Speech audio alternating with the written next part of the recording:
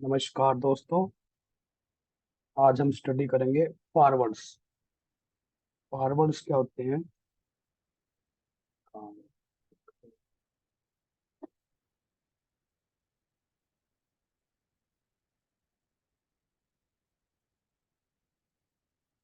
Okay, forwards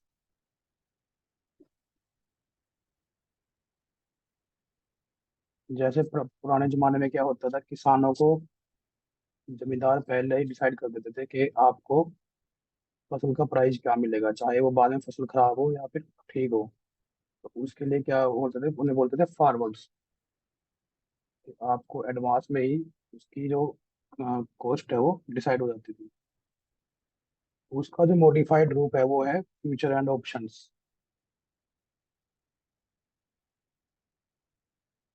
future and options को समझने के लिए हम क्या कर सकते हैं।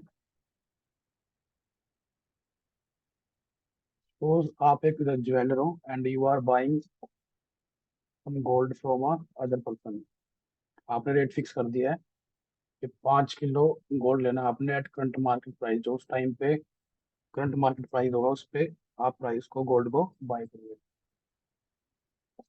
ये आपका टाइमलाइन हो गया कि 3 मंथ के बाद आप उसको बाय करोगे, इसको 15 अप्रैल को 2021 को। तो उस टाइम वो गोल्ड का जो भी रेट होगा आप उसको बाय करोगे, चाहे वो महंगा होगा चाहे सस्ता होगा। मीन्स आपका जो एग्रीड प्राइस है वो है 5,000 per gram, that is 50 lakhs per kg. अब कॉन्ट्रैक्ट वैल्यू हो गया है 50 lakh per kg into 5 kg equal to 2.5 crore. इसे हम बोलते हैं फॉरवर्ड कॉन्ट्रैक्ट। मीन्स कुछ इसमें टाइम वैल्यू हो गई है, या आपके पास 3 मंथ का कॉन्ट्रैक्ट है, उसके बाद इस कॉन्ट्रैक्ट की कोई वैल्यू नहीं होगी। 3 मंथ के बाद आपका जो भी रेट होगा उस पर आप इसको बाय करोगे, उसके अकॉर्डिंग आपको प्रॉफिट या लॉस होगा। तो उस टाइम गोल्ड की जो वैल्यू होगी अगर वो कम होगी तो आपको लॉस होगा, अगर वो ज़्यादा होगी तो आपको प्रॉफिट होगा। ठीक है, इसे हम बोलते हैं फॉरवर्ड कॉन्ट्रैक्ट। हमारे पास स्टॉक मार्केट है, उसमें सिक्योरिटीज में ट्रेडिंग होती है इक्विटी, फ्यूचर एंड ऑप्शंस। तो फ्यूचर एंड ऑप्शंस हैं, they are the modified form of forwards. Option समझने के लिए हमें फ्यूचर को समझना है, और फ्यूचर को समझने के लिए आपको डेरिवेटिव्स को समझना पड़ेगा। डेरिवेटिव में एग्जांपल ले सकते हैं हम, जैसे स्पीड है वो निकालने के लिए हमें क्या चाहिए होता है, डिस्टेंस अपॉन टाइम। मीन्स जो स्पीड है वो अपनी वैल्यू कहाँ से निकाल रही है, डिस्टेंस से। तो डिस्टेंस क्या हो गया उसमें, underline. Same future and option में भी होता है, वो डेरिवेटिव डेरिवेटिव होते हैं जो अपनी वैल्यू को ड्राइव करते हैं किसी अंडरलाइन असेट से, लाइक स्टॉक हो गया, बॉन्ड हो गया, commodity, करेंसी, अदर थिंग्स। अब जब ये गोल्ड वाली हम डील की बात कर रहे हैं, इसमें क्या है, 3 केस हो सकते हैं। वो जो आपके डेट रखी है, ये हमने 15 अप्रैल 2021 को, क्या क्या केस हो सकते हैं। केस वन क्या होगा, जो गोल्ड का रेट है वो इंक्रीज हो गया 50 लाख से 55 lakhs हो गया। तो आपको उस केस में क्या होगा, प्रॉफिट हो जाएगा पर KG 5 lakhs। Means total 25 lakhs का आपको प्रॉफिट हो जाएगा। और जो इम्पोर्टर है, सेलर है, उसको 25 लाख का लॉस हो जाएगा। दूसरा केस क्या है, जो गोल्ड का रेट आपका है जो ना इंक्रीज हुआ है ना डिक्रीज हुआ है, तो ना प्रॉफिट होगा ना लॉस होगा। तीसरा केस क्या होगा, गोल्ड का रेट डाउन आ गया है 46 lakhs का, तो आपको क्या होगा, आपकी डील तो 50 lakhs पे हुई है लेकिन रेट 46 lakhs का है, तो आपको 20 lakhs का लॉस हो गया, और जो सेलर है उसको 20 lakhs का प्रॉफिट हो जाएगा। अब इसमें रिस्क क्या क्या इन्वॉल्व है, सपोज को लिक्विडिटी रिस्क हो गया है।